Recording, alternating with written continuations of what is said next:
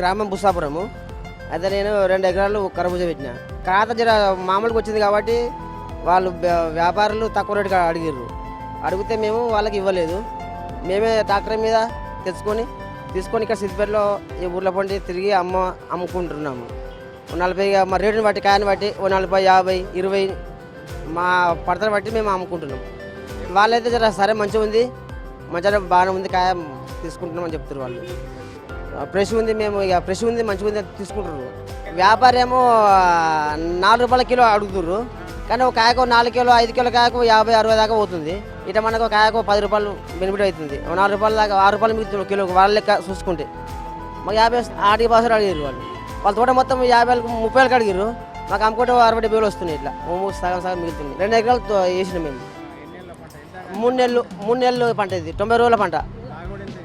లాగోడు ఇంచుమించు 20-25 వేల దాకా అయింది 2 ఎకరాలకు. అమ్ముకుంటే ఇట్లా అమ్ముకుంటే 1 లక్ష రూపాయల దాకా రావచ్చు ఇంచుమించు ఇట్లా అమ్ముకుంటే. ఇక వాళ్ళకి ఇస్తే 40, 50, 30 వేల దాకా గంతే వస్తాను. మేము ఇవ్వలేదు స్టార్ట్ చేసినాం. ఇంకా ఉన్నది కటింగ్ ఉంది. ఇంకా ఇక రోజు ఇట్లా అమ్ముకుంటాం. ఇంకా వారం రోజుల వరకు అయిపోతుంది వచ్చే మాలు.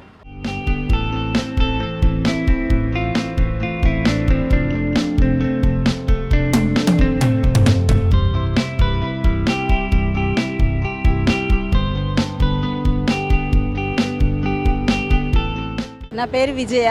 కొనడానికి రీజన్ ఏంటంటే కామన్గా బయట షాపులలో నిల్వ ఎక్కువ రోజులే ఉంటుంది కాబట్టి ఇది ఫ్రెష్ రైతులే పండిస్తారు కాబట్టి మేము తీసుకున్నాం. ప్లస్ మళ్ళీ రైతులకు ఉపయోగపడేటట్టు ఉంటుంది కాబట్టి ఇక్కడ కొనడం జరిగింది.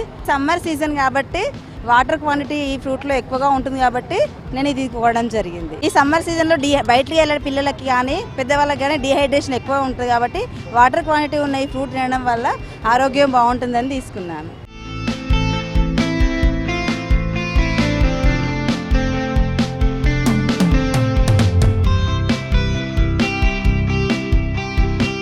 కాలేజ్ నుంచి అలా నేను ఇంటికి వెళ్తున్నాను. ఆఫ్టర్నూన్ ఇప్పుడు వెళ్తుంటే ఇక్కడ రైతులా అనిపించాడినే వాళ్ళే పండించి తీసుకొచ్చి ఇక్కడ అమ్ముతున్నారు.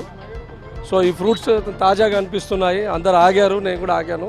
చాలామంది ఇక్కడ ఈ ఫ్రూట్స్ తీసుకుంటున్నారు. అందుకని నేను కూడా ఆగినాను, తీసుకున్నాను.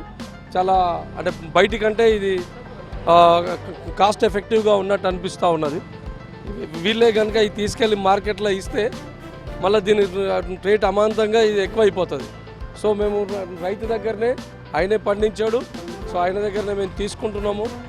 ఇలా గవర్నమెంట్ కూడా వీళ్ళకి ఏదైనా రోడ్ సైడ్ ఫెసిలిటీ ఇచ్చి రైతులే కనుక అమ్ముకునేలా చేసి అలాంటి ఫెసిలిటీ ఇస్తే మాలాంటి వాళ్ళకు కూడా మంచి ఫలం ఉంటుందని. ఇది సీజనల్ ఫ్రూట్.